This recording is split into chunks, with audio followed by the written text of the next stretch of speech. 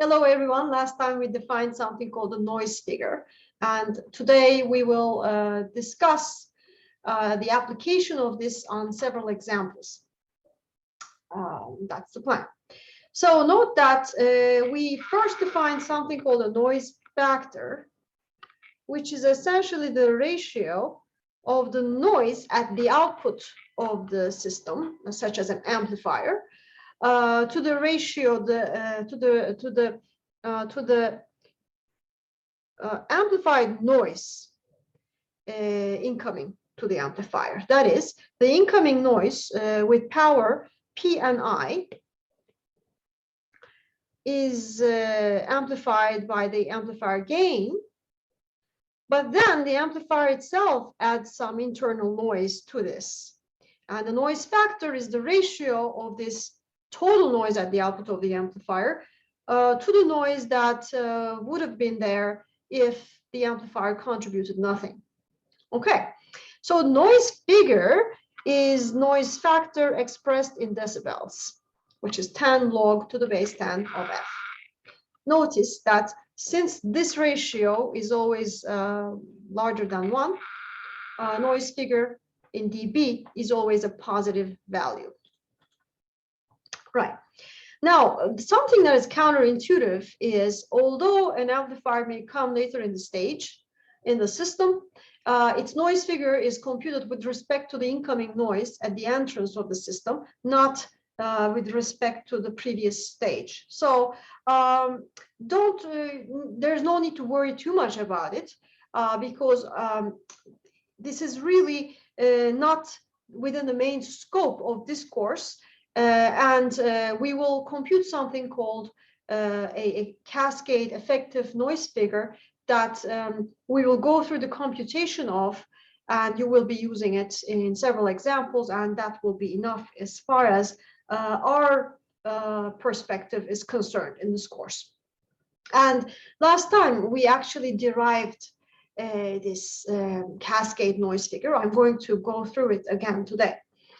Now, let's first of all, before going to the cascade case, let's revise how this noise figure works.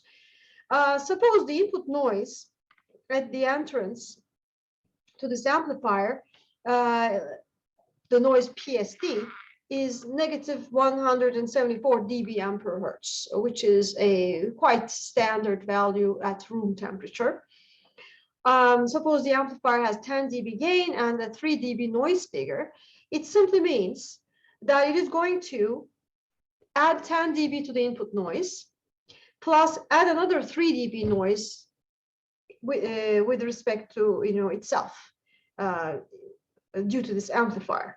So basically adding these two noise components, we get a negative 161 dB per hertz at the output.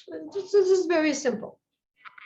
So let's see the cascade case.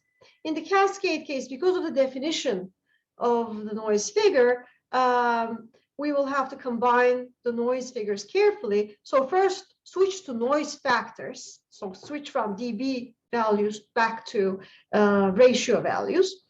And the effective noise figure of the cascade of multiple devices will be the first noise factor plus the second noise factor minus 1 divided by the first stage gain plus the third system noise factor minus 1 divided by the product of the first two stages, and so on and so forth. So the more stages you go, the more numbers appear at the denominator. This means that the contribution of later stages to the overall noise factor gets reduced more and more as the number of stages increases. So what is important then in terms of what is most important in terms of the overall noise factor is the initial stage and maybe the next. So initial few stages are the most important. Now let's see this on a two-stage example. The incoming signal value is negative 40 dBm, signal PSD value. Now after the first amplifier, which has 10 dB gain, the signal is raised to negative 30 dBm. Okay, we showed last time that when you add a dB value to a dBm value, the result is a dBm value. Okay, which is great. dBm itself is a great way to represent power, because 1 dBm is 10 log power divided by 1 milliwatt. Okay, so after the second stage, the signal is now raised to 20 dBm. So that's very simple. How about noise? Okay, now noise, as we saw in the previous slide, is raised from negative 174 dBm per hertz to negative 161 dBm per hertz after the first stage. Now, after the second stage, we got to be careful. We're no longer adding 10 and 3 to this. We are adding the 10, yes, but this noise factor is computed not with respect to this input noise, but with respect to this input noise. So we need to go and compute the cascade noise figure for that. Okay. So we will basically just compute one noise factor. Oops.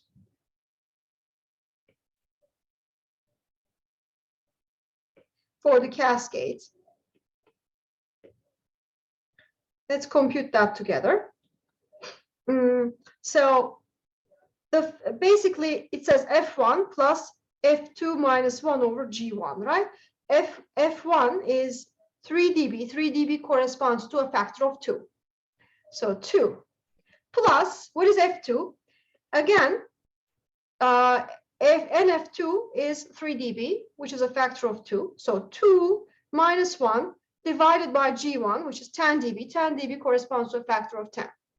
Okay, be sure not to divide anything by dB values here, okay? We're working with actual factors. Okay, so this is 2.1. In terms of a noise figure, 10 log 2.1 is approximately 3.2.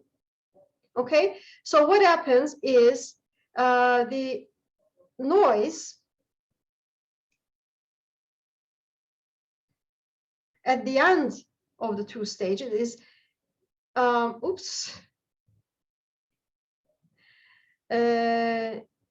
negative 174 plus the two gains, which is 20 dB, plus the effective noise figure, which is 3.2. And that comes to approximately negative 150.8. Are there any questions?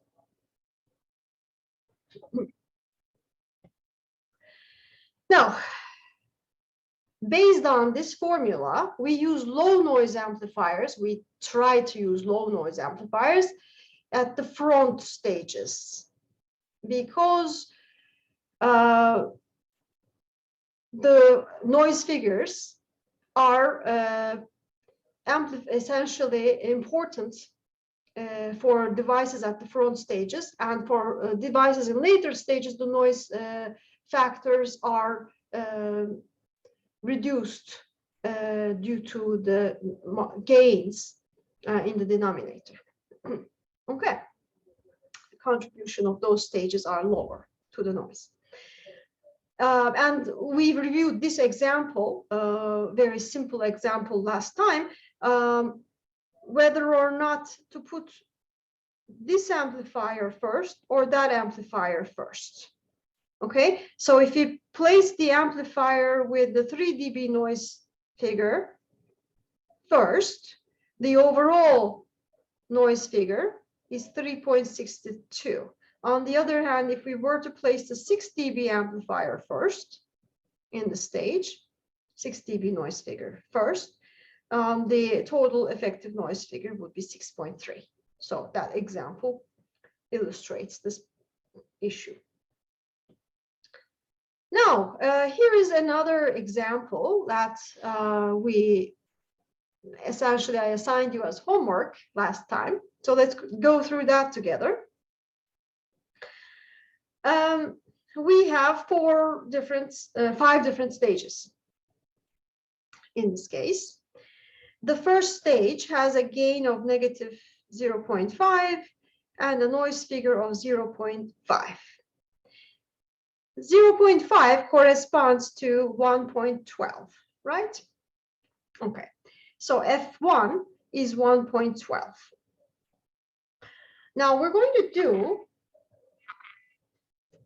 let's see, we're going to do F equals F1 plus F2 minus 1 over G1 plus F3 minus 1 over G1, G2 plus F4 minus 1 over G1, G2, G3 plus F5 minus 1 over G1, G2, G4. Let's go through, I'm sorry, G3, G4. Let's go through this calculation together. So let me erase this. So F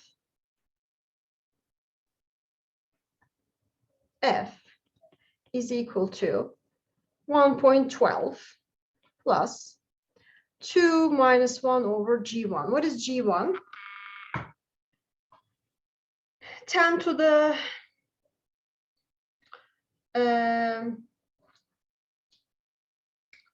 10 to the negative 0.05, right?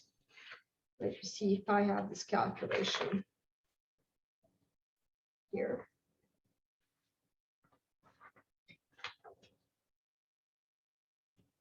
Yeah, that is 0.89. Okay, plus we have noise factor, noise figure 1 that corresponds to 10 to the 0.1, which is 1.25. So 1.25 minus 1 over 0.89 times G2. What is G2? 20 dB. 20 dB corresponds to what?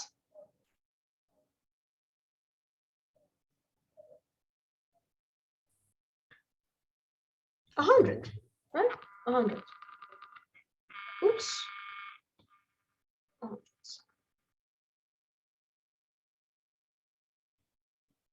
Plus, what is F4? Well, NF4 is 6 dB. That corresponds to a factor of 4, right? So 4 minus 1 over 0.89 times 100 times G3. G3 is 10 to the negative 0.1.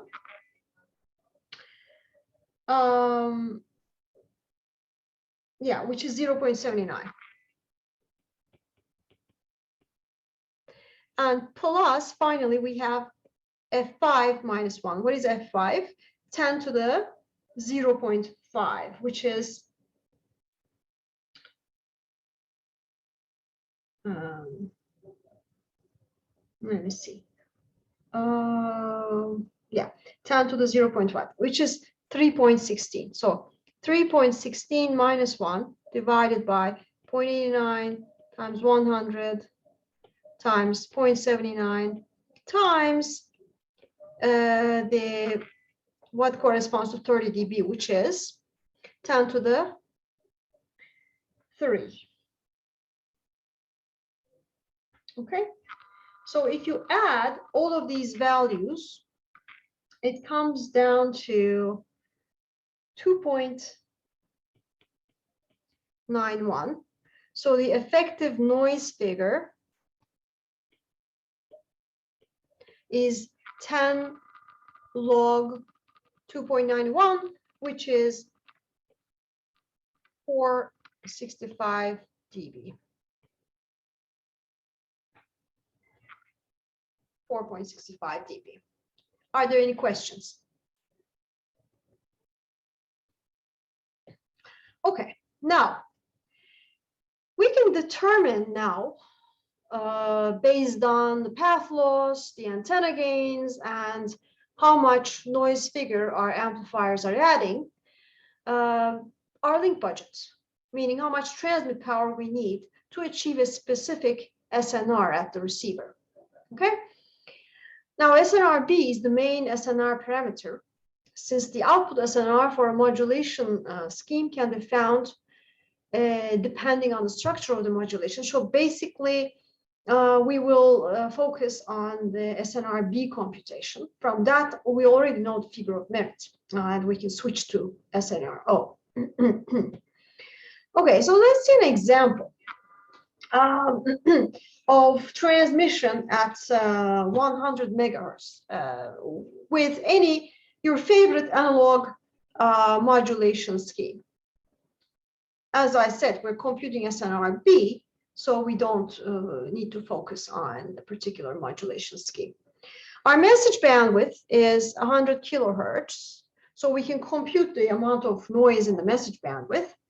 The transmit power is 1 kilowatt. The transmit antenna gain and the receive antenna gain are specified as 5 and 2 dB. And these components have an overall noise figure of 15 dB. So what do we do? First of all, what is the transmission wavelength? 3 times 10 to the 8 meter per second divided by 100 times 10 to the 6, right? Hertz, which is how many meters? 3 meters, as I see, 3 meters. Right. So what is lambda over 4 pi d? Remember, lambda over 4 pi d squared comes as a factor multiplied by the transmit antenna gain, receive antenna gain, to compute the overall attenuation. So lambda over 4 pi d is 3 over 4 pi. What is the distance? 100 kilometers. So 100 times 10 to the 3, because we're working with meters as units. Okay. Now, let's see. So we will be working with this as the path gain. Of course, it's going to be less than 1. So now the path gain in dB is 20 log lambda over 4 pi d, because it's 10 log lambda over 4 pi d squared, which is 20 log 3 over 4 pi minus log 10 to the 5, which comes out to be, is, if I'm not mistaken,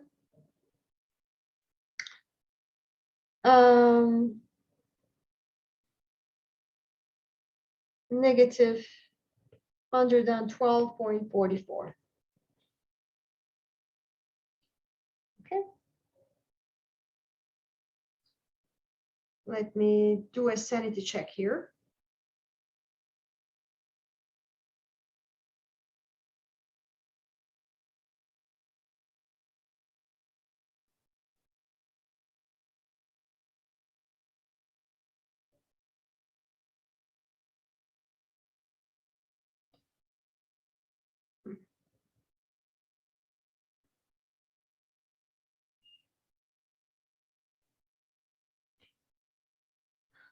Well,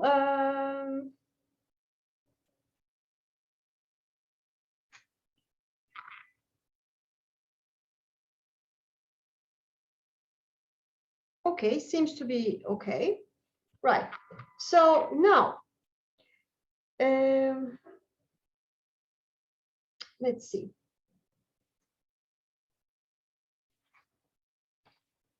let me just be a little extra careful here. 3 over 4 pi minus 10 to the 5. 10 to the 5 is 5. And, oh, okay, wait.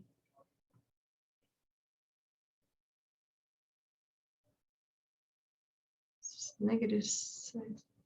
Yeah, I mean, barring, I mean, doesn't seem to be correct what I'm doing here.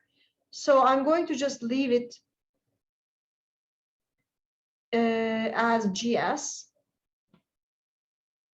This number itself may not be correct, so I'm just going to leave it as GS. Because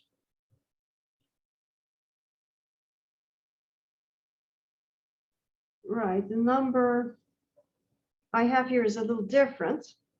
Okay, so now, what is the overall link budget?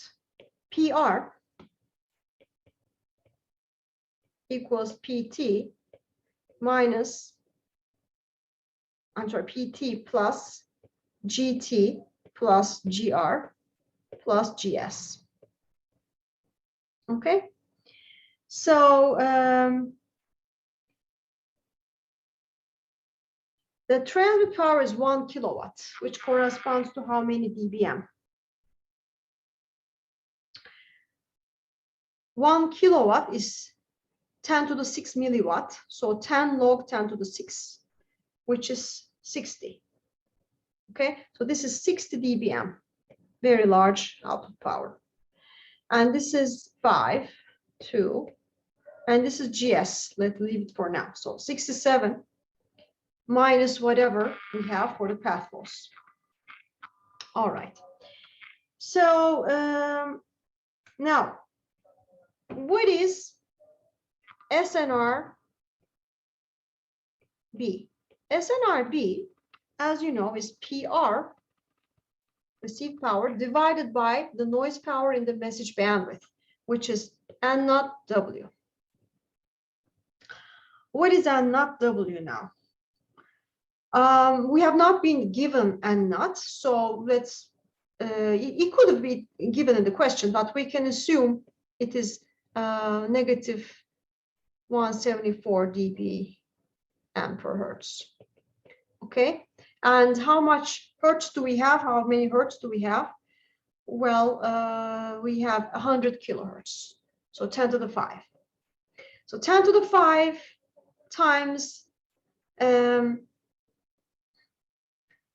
negative 174. Well, we need to convert that. We cannot multiply this directly with the hertz. We need to compute it to milliwatt, convert it to milliwatt. And not W equals 10 to the negative 17.4 milliwatt times 10 to the 5 hertz, milliwatt per hertz times 10 to the 5 hertz, which is negative 124 dBm. Okay, so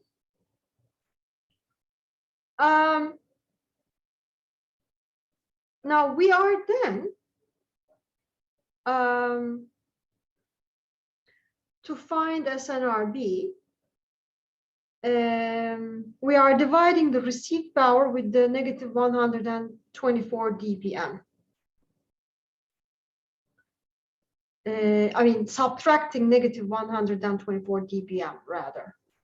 Okay, because when you subtract a dBm from another dBm, the result is dB, right? That's what we're going to use. We'll find SNR in dB. So we need PR in dBm, and we will use N naught W in dBm. So PR minus 124 minus 124, that is PR plus 124, is the received power, but we need to factor in the 15 dB noise figure. Okay, and that will be our resulting received. That will be our resulting SNRB. Okay, so PR we find from here. This is PR. That is 67 plus GS. 67 plus GS. So if GS is around negative 112, that is going to be a negative dBm value. Plus we add 124 minus 15, and the result is SNRB. So this is a great exercise in adding dBs and dBms, right? So when you're computing SNRB, notice that when we compute receive power and the noise power in dBm, we can subtract them and find SNRB as a dB quantity. Okay. So this particular value I will compute again, and I'll give you the correct value. So essentially, that brings us to the end of this topic. Are there any questions?